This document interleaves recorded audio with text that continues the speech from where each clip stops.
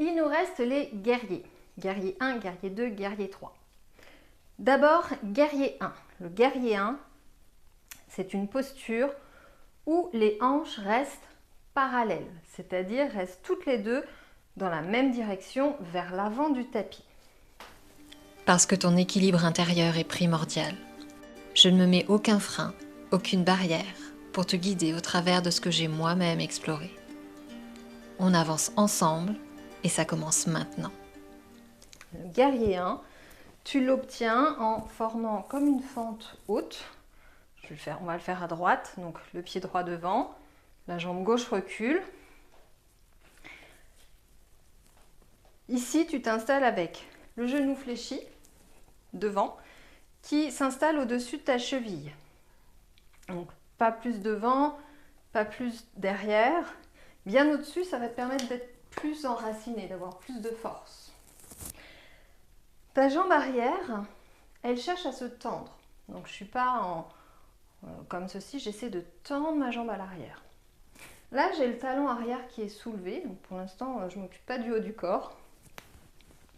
Mon talon arrière est soulevé.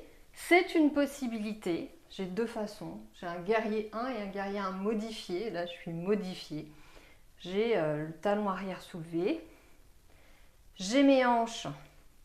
Je peux mettre mes mains sur mon bassin qui sont toutes les deux vers l'avant du tapis. Je fais descendre mon coccyx vers le sol, mais attention, je garde la jambe arrière tendue. Donc là, tout de suite, je sens un étirement ici sur le dessus des fléchisseurs.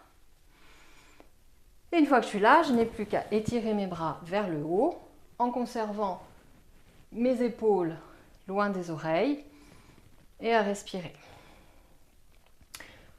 Deuxième possibilité au niveau de mon pied, ça va être de déposer le talon vers l'intérieur. Donc pour un guerrier 1, quand le talon est déposé, c'est important que ton pied arrière soit à peu près à 45 degrés par rapport à ton tapis. C'est-à-dire que ton pied ne doit pas se retrouver dans la largeur. Parce qu'une fois que tu es là, si je te dis ramène tes deux hanches de face, ça ne va pas être possible en fait. Là, c'est pas possible, donc tu vas finir par une torsion du buste. Et au final, ce n'est pas ce qu'on cherche.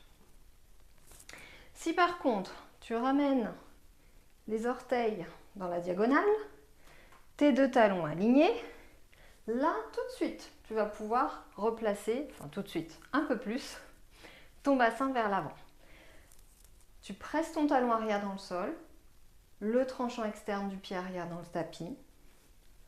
Donc tu vas sentir un bel étirement là, tout le long. Le genou devant reste au-dessus de la cheville. Tu n'as plus qu'à étirer tes bras, donc toujours rétroversion du bassin. Peut-être tu peux joindre tes paumes de main, peut-être pas, donc tu les gardes espacées.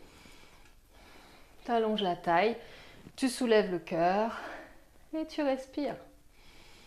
Voilà, donc ça, ce sont les étapes de placement d'un guerrier 1. Bien évidemment, c'est la même chose à gauche. Tu peux, si tu veux, t'abonner à ma chaîne. Ça me fera le plus grand plaisir. Namasté.